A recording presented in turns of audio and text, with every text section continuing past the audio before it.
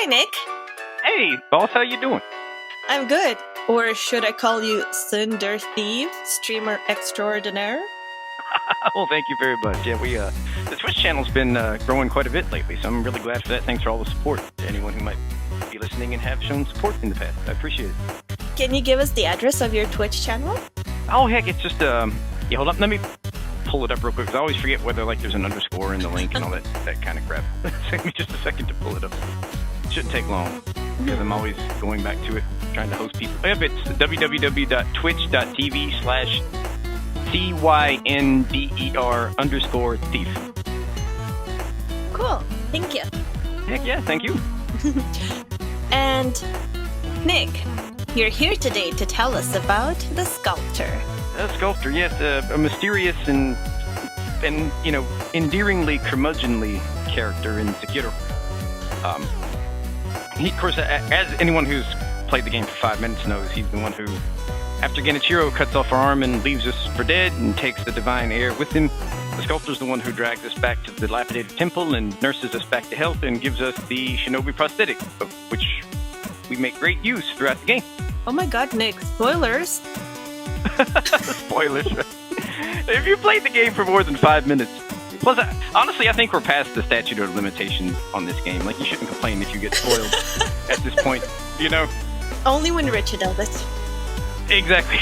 Of course, when he does it, the bullying banter is, part of the appeal of the general podcast. So he has to be the long-suffering straight man and kind of take it. And we love him for it.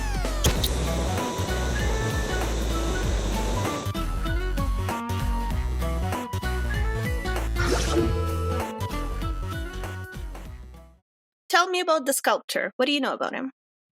Well, his early background, like childhood and stuff like that, is basically not spoken of in the game at all. So we know pretty much nothing about those aspects of his life. What we do know, however, is that for a long time he was a shinobi. A lot of what I'm going to say is essentially inferences, because there's very little that's just said straight out. And I'll try to note where it is, cite to an item description or something. Mm-hmm. But some of it is sort of inferences based on information you kind of pick up as you go along. Mm-hmm. At some point, the Sculptor became interested in learning the ways of the shinobi for reasons that are altogether mysterious to us. And he started training in the ways of the shinobi in the Sunken Valley, because he was kind of a rogue shinobi, kind of a rebel, kind of a march to his own beat kind of guy. So he couldn't find a master. Typically, if you're a shinobi, then you serve a master of some kind, and you carry out. Well, just to kind of back up, it's like shinobi and samurai were not necessarily mutually exclusive. They just sort of refer to different things, and one could, at least in historical Japan, be a shinobi and a samurai at the same time. Mm-hmm. Shinobi are sort of what we think of as your classic ninja. They were assassins, they were counterintelligence, they were sort of like the CIA operatives, I guess you could say, or the MI6 operatives of ancient feudal Japan. Mm-hmm. Their work was a bit bloodier and more brutal, but they essentially did a lot of the same things: intelligence, assassinations, recon, that type of stuff. Mm-hmm. So shinobi was sort of a job description, whereas samurai was kind of a social class, like sort of the equivalent of a knight. It was a high social designation, and with that came duties and responsibilities, and you had kind of a strong sense of honor. Samurai are always going on about their honor, and they'll die before they give up their honor, that type of stuff. So it's sort of like you adopted a knightly code when you became a samurai, and you had a high social standing to go along with it. But with the responsibility to serve your clan and die for it if need be. So it was kind of a double-edged sword, as it were. But if you were a shinobi, you typically served a master, and if you didn't have a master to serve, you were a rogue shinobi. And, I guess in this game's universe, apparently if you're a rogue shinobi, nobody trusts you, and everybody sort of will kill you at the slightest provocation. So the Sculptor was at one time a rogue shinobi without a master, and he hooked up with another shinobi whom we know only as Kingfisher. Now, there's some controversy over whether Kingfisher was male or female, and that's because the item descriptions, at least as translated to English, refer to the person alternatively as male and female. Well, not item description. One's an item description, and one is dialogue you get from the Sculptor. When the Sculptor talks about this person, he refers to the person with the masculine gender, talking about his unique ring, which we'll get to in a minute. Mm-hmm. But the item description for the slender finger clearly belongs to that person, and it refers to the person as a female, a young woman. So there's some sort of dispute, I guess, because Yeah. of what I think is a translation boo-boo, whether Kingfisher was a male or female. I tend to think female because the finger was, slender. Mm-hmm. And from what I've seen, if you look at the Japanese, it seems a bit more likely that that would have been a gender-specific reference, and you don't have a lot of gender-specific references in Japanese compared to English, but Yeah. in that context, it would have referred to the gender. And if it's a direct translation, then it would have been female. Mm-hmm. Yeah, and it's not the first time that the translations in From games are a little iffy when it comes to whether we're talking about somebody who's male or female in the item Oh, no, not at all. descriptions. Like, for instance, my personal theory is that Ornstein was a woman, not a man. Mm-hmm. But there's one item description that refers to Ornstein in the masculine gender in English. But from what I've heard from people much more knowledgeable about Japanese, it's actually at least arguably a gender-neutral reference. Oh, interesting. My personal theory is that Ornstein from Dark Souls is a woman. I can't prove it, except but the shapeliness of the armor is my only evidence to back that up. If you look at the armor, it's very shapely for a man. It looks like that figurine, the fertility figurine. Right. It looks like a perfectly sculpted fertility goddess. Yeah. So it's like, I think there's a woman underneath there just because of the shapeliness of it. And of course, you never see Ornstein outside the armor, so it can't be disproven. But that's just one instance where Japanese is much less gender specific than English is on average. Mm-hmm. But from what I found in the item description for the Slender Finger, that is one instance where contextually you would have seen a gender specific reference in Japanese. So if that is a direct translation, then it's probably canon that Kingfisher was a woman. Mm-hmm. Anyway, that's just a little aside because I know people are going to wonder about it. It's not totally clear whether they were a woman or a man, but it seems like they were a woman with the slenderness of the finger and with the whole translation stuff. And so if you had different teams working on the translation for the dialogue, then the item description, it's pretty easy to see how that might have gotten mangled up. Yeah, for sure. Especially given FromSoft's legendary quality control on localization. Yeah. Which is shoddy at best, as we've come to know. But it gives us lots of stuff to argue and talk about. So there you go. Yeah. I'm going to proceed assuming that Kingfisher was a woman. Okay. And so he trained in the Sunken Valley. Sunken Valley is where you find the monkeys. All those monkeys. You got monkeys with swords. You got monkeys with guns. You got all kind of monkeys. So Sunken Valley is where the monkeys are. Just think and the big statues with or it's kind of giving you like the OK symbol with its fingers. And another thing is like if you see that symbol, you're gonna get punched. You are. So they trained together in the ways of the shinobi in the Sunken Valley. And Kingfisher had a very slender finger and a special ring. And she could whistle through this ring on her finger. It's the Malcontents Ring, and you get it after you defeat the Shichiman warrior who appears after you defeat the twin guardian apes. Uh-huh. And she used to blow through it, and the sound would fill the valley, and it would soothe the sculptor. He used to enjoy hearing that sound. He heard it quite often, and it was soothing to him. Like after a long day of training, they would sit and rest, and she would blow on the whistle. It would fill the valley, and it would soothe him. It's kind of a nice way to end the day. Yeah. You know what you're making me think of right now? What's up? Remember Dark Souls 3, Loretta's bone?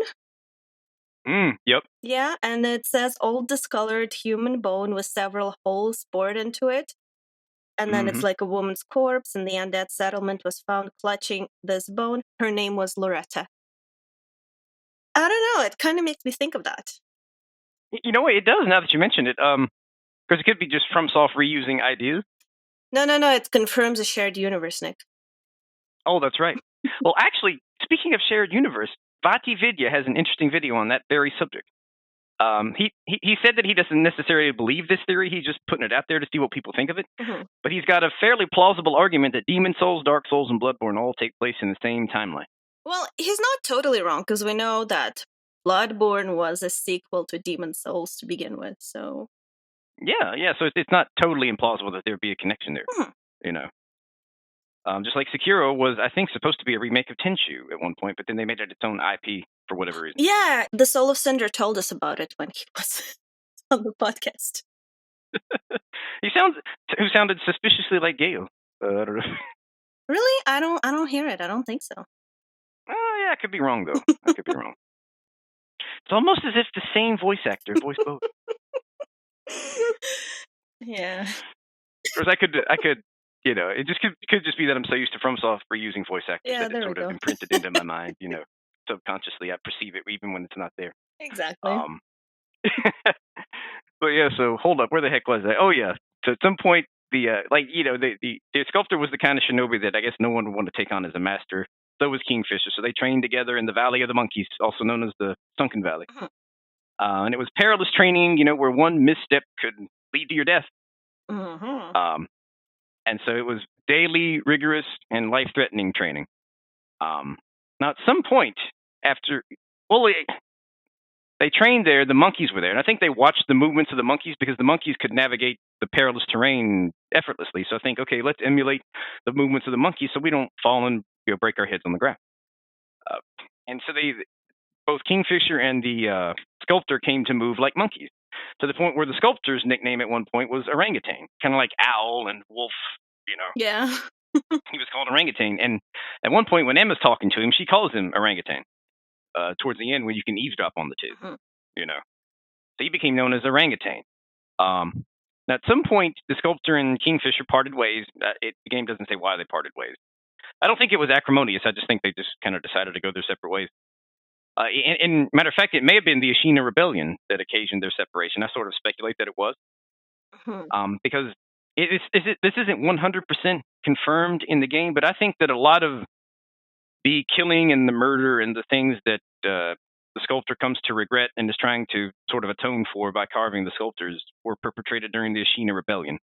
And for context, of course, the whole area where most of the game takes place is called Ashina, named for the Ashina clan, led by everybody's favorite final boss, Ishin Ashina. Yay.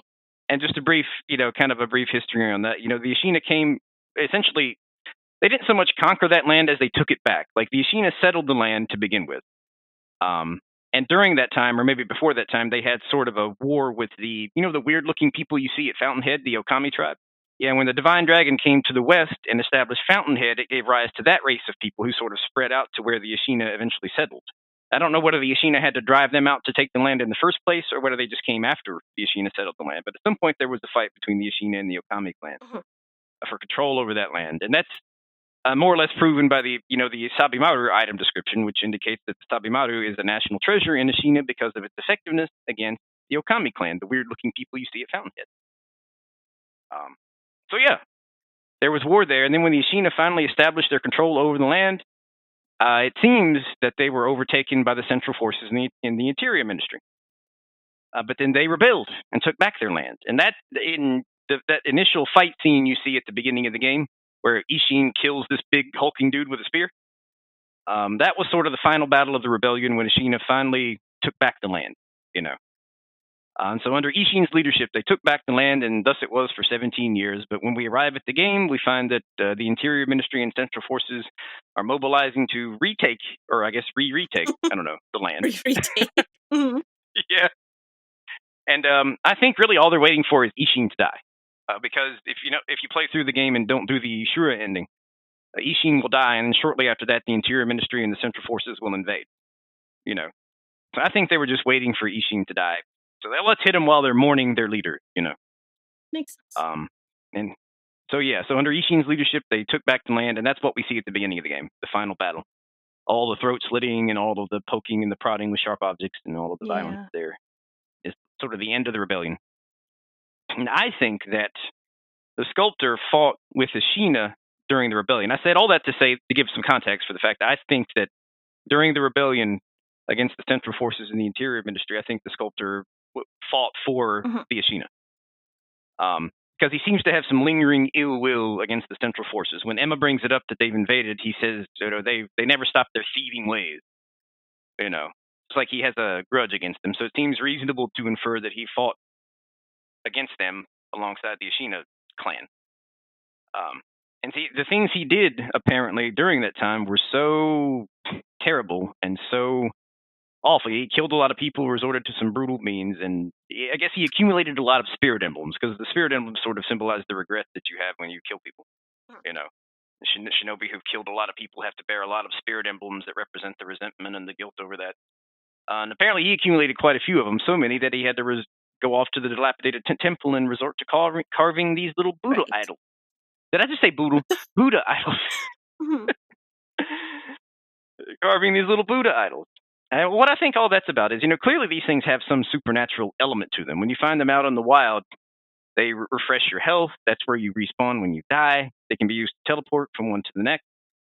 Clearly these things have some supernatural power built into them, right? And so what I think's going on with the carving of the sculptures, which he does zealously. I can forget which item description it is, but it says that he zealously carves these Buddha sculptures. And the reason for that, it kind of goes back to, I think, the last interaction he had with Isshin Ashina. Because when you ask him about I think after you give him a drink and he starts talking about his missing arm, he says that Isshin is the one who cut off his arm. But he did it for the sculptor's sake, because the sculptor was on the verge of transforming into what's called a Shura, which, in one of the endings of Sekiro, Wolf will transform into a Shura. So I guess that's worth some brief explanation. Shura is, I guess, sort of a transliteration over from Asura, which is a Buddhist concept derived from Hinduism. And it's essentially one of like the 4 unhappy births of Buddhism. It's like a person who is irascible, can't get along with anybody, will look for any excuse to resort to force or violence, and can't do anything peaceably. Full of ego and force and violence and ill will, right? So basically, Richie. Richie, the great Shura, going to transform into the demon of hatred eventually and kill us all. Exactly. So when and then and clearly there's a connection between Shura and the demon of hatred, because in the Shura ending, as Wolf is becoming Shura, you see him, he's slowly starting to be engulfed with these flames, so he's started his transformation. And so the sculptor was at one point in time on the verge of turning into a Shura until Isshin cut off his arm, and that somehow stopped the transformation.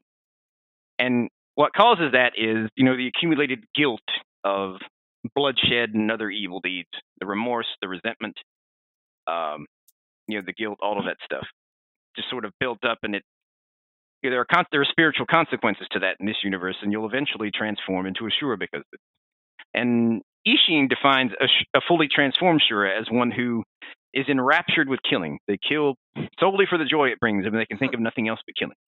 So they're high on bloodshed, and that's all they want to do, and so they just go around killing whoever they can until they're put down, So that was what the sculptor was on the verge of becoming until Isshin cut off his arm. And then, it apparently spooked him a bit, so that's when he retreated to the temple and started carving these sculptures. And I think that what's happening with theirs is twofold. He indicates that he can never get them quite right. The faces are always contorted with wrath, right? Because I don't think his own anger that drove him to do all those misdeeds ever really subsided. It may have had to do with, the loss of whatever happened with Kingfisher and then all the misdeeds in the Ashina Rebellion. A lot of it's kind of murky. But so he's channeling, whatever it is, he's channeling that negative energy that's going to cause the transformation into those sculptures. And I think this is confirmed with the dialogue with Emma, where he says, I could carve Buddha statues for all eternity and the flames of hatred would still burn. The most I can do is keep them in check, right? So he just keeps carving those sculptures and putting that malice and all that negative energy into them. It's sort of like, there's a hole in the boat and it's sinking, and you're using a pail to kind of get the water out of the boat, right? To keep from sinking. That type of thing. It's always building up, and he's just pouring it into these sculptures as fast as he can to keep from turning into a Shura. But I think that if he believes anyway, that if he ever carves one that looks happy and kind of like the one, you sit at the one idol and go to the memory of the Hinata estate, that one has kind of a kind face. I think he's trying to carve one like that with the kind face, but he can only carve what he sees in his visions, and all he sees in his visions is wrath and flames and bloodshed or whatever. Yeah. I think that reflects that he's so full of malice and resentment that he can't possibly carve a Buddha with a kind and gentle face that's perfectly at peace and serene. He just can't. It's not in him. He's not at peace. So his work cannot reflect someone who's at peace. But he's sort of keeping it in check by constantly carving these sculptures, and the only one who comes to visit him really is Emma before we get there. And Han Bathing Undying is there as well. Our punching bag, which is very convenient. Yeah. But there's a bit of a connection between the sculptor and Emma as well, because when she was a child during the war, he essentially found her on the battlefield. She was apparently orphaned and starving, and he was sitting there eating like a rice ball. And she just stood there and stared at the rice ball, like, I'm hungry, Aww. This cute little girl staring at the rice bowl, and he just he couldn't stand it. He just saw the pitiful look on her face, and he gave her the rice bowl, and she ate it.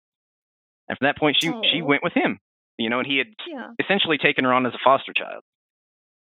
So kind of like Owl adopted Sekiro. Kind of the same thing, yeah. Owl found Sekiro on the battlefield and adopted him, for his own selfish purposes, as we come to find out. Like, I'm going to train this kid to be a Shinobi warrior so I can take over Japan. Yep. So it was purely selfish. But yeah, kind of the same sense that Owl found Wolf on the battlefield and took him in as a foster child. So Orangutan took in Emma temporarily, and then Dogen, the physician, eventually formally adopted her. Yeah. After that, she went with him because the life of a physician's daughter was probably much more suited to her personality than the life of a shinobi's daughter. Because Dogen was is it Dogen or Dojin? Well, Dojin is the dude. I think Dojin is the dude we find down in the dungeon. Is the other guy. Yeah. Okay. And he asked us to do all these terrible things so that he can experiment. Dojin in the dungeon, and Dogen is the other one. Okay. Yep. So Dogen, he was sort of like an inventor as well as a doctor. Right. He's the one who. Emma. Yeah. Oh no, I'm sorry. Go ahead. Yeah. No, yeah, and like you were about to say, he's the one who built the prosthetic for the sculptor. Exactly right. Yep, he's the one who. Yeah. Conveniently, it's a left arm, and conveniently, we lose the left arm instead of the right arm. What a coincidence! Exactly, it's very convenient. Mm-hmm. And Emma followed in his footsteps, sort of, because she also became a doctor. Right. She didn't become a machinist, like he was, but she did become a doctor. Yeah, but. She also became, she's called the Gentle Blade, but she's pretty hardcore. Yeah, her fighting style is kind of similar to Orin of the Water, a little bit. But if you fight, you'll fight her in the Shura ending, because she's trying to stop you from becoming Shura and whatnot. There's a little bit of a shinobi in her. A little bit, yeah. I mean, clearly she learned swordsmanship. I think Ishin's the one who trained her in swordsmanship, because she eventually, as we know, became Ishin's personal physician. And the reason she's helping us is because Ishin does not want Genichiro, his adopted grandchild. Genichiro was like a peasant boy, and Ishin essentially found him on the battlefield and adopted him, more or less. Like so everybody just like adopting these orphans of the battlefield. Pretty much. But Genichiro saw that Ashina was in decline, and he knew that the Central Forces were going to invade, and he saw that Ashina, as it was, would not be able to withstand it. And so Genichiro was looking for any sort of arcane supernatural power he could use to resist the invasion and restore Ashina to its former glory. And Ishin didn't care for that. He didn't want Genichiro to be making use of the rejuvenating waters, which is sort of a corrupted source of immortality, to put it briefly. He didn't want Ishin to do all these arcane and heretical things, and so that's why Emma's helping us to sort of resist Genichiro and thwart him. Because after we defeat him at the top of the castle, Ishin thanks us for it and names us. Well, he doesn't name us Sekiro there. Spoiler alert, Ishin is the Tengu, the guy in the mask, who names us Sekiro. Spoiler alert. He's the Tengu. And so, yeah, he's the one who names us Sekiro. But yeah, he congratulates us for defeating Genichiro because he doesn't want Ashina to be making use of all these heretical, arcane, devious magics, Yeah. Genichiro's like, nah, my clan. So you gotta admire his resolve, even if he is kind of stupid about it in the end. Yeah. But anyway, so Ishin adopted Genichiro as his grandchild. So everybody's sort of connected to everybody else, I guess, once you start to peel back the layers of the onion. You know who else adopts, I guess, children off a battlefield? Berserk. Yep. Yep. Yeah. I'm sure that's just a coincidence. Nah, because as has been established beyond doubt, Miyazaki drew absolutely no inspiration from Berserk whatsoever. Never has and never will. Oh yeah, where the heck was I though? Good question. So yeah, there's that connection with the Sculptor and Emma and the Sculptor and Dogen, who made the over countless iterations made the Shinobi prosthetic as we understand it.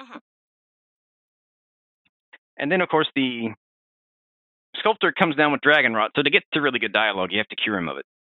And then you can feed him sake, and he'll say a lot of interesting things depending on which sake That's true, yeah. You give him.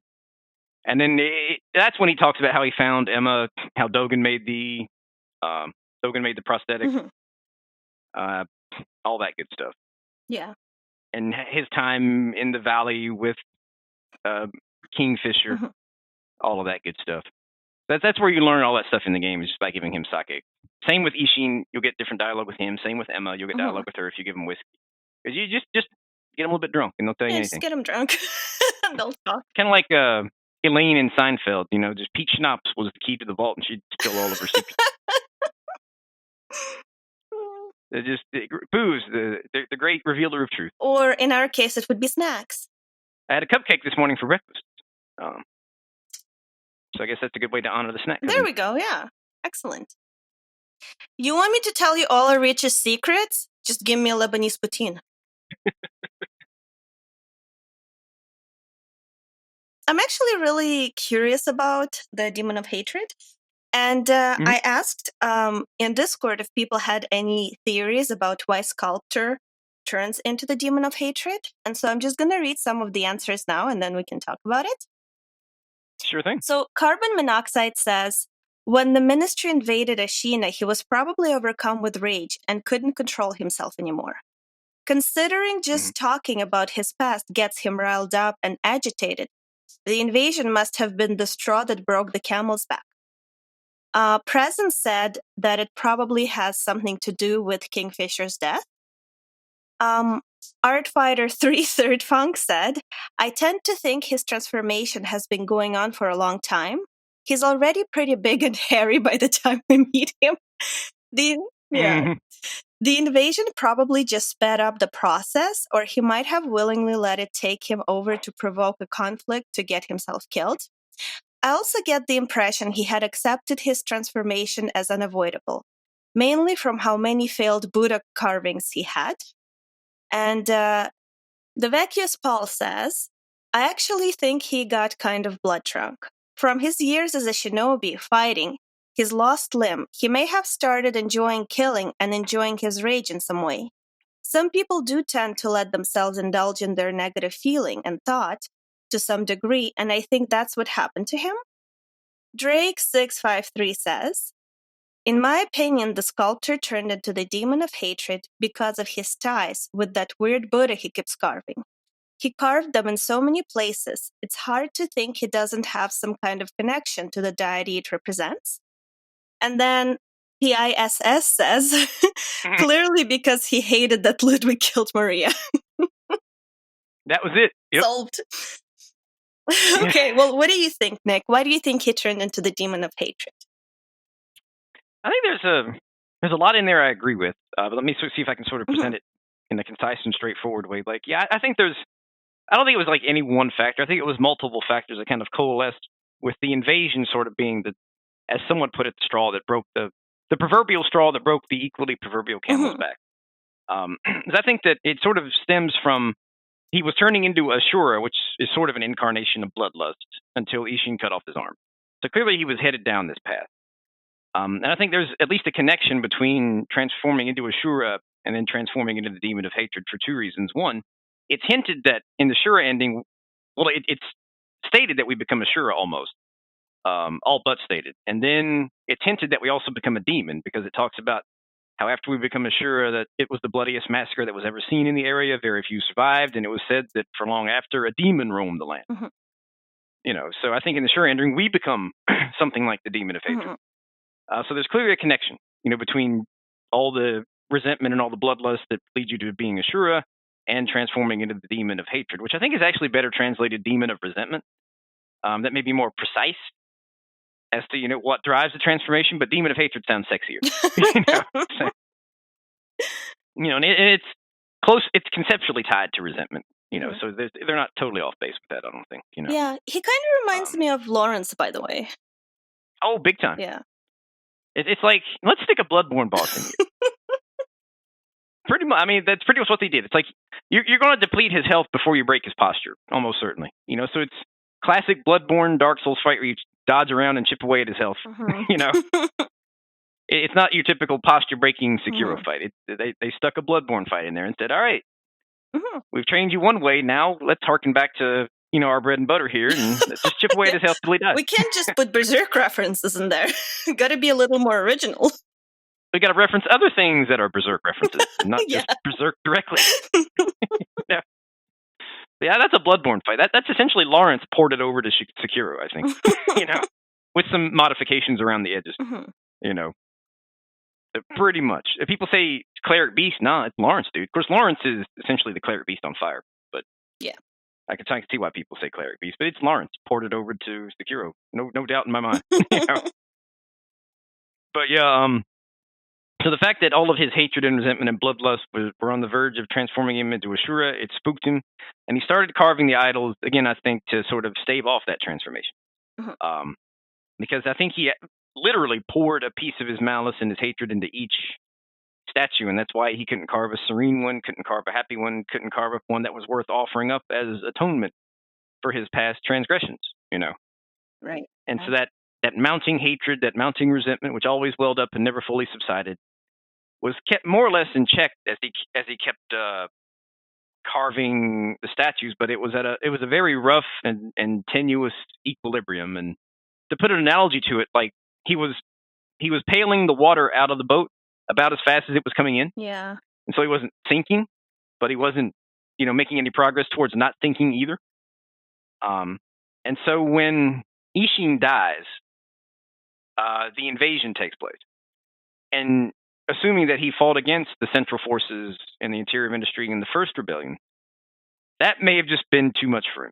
Right, yeah. Like he fought for Ashina, he fought to establish Ashina and take back the land that had initially been taken from them, And he obviously had hatred for the Central Ministry and the Central Forces in the Interior Ministry. Mm-hmm.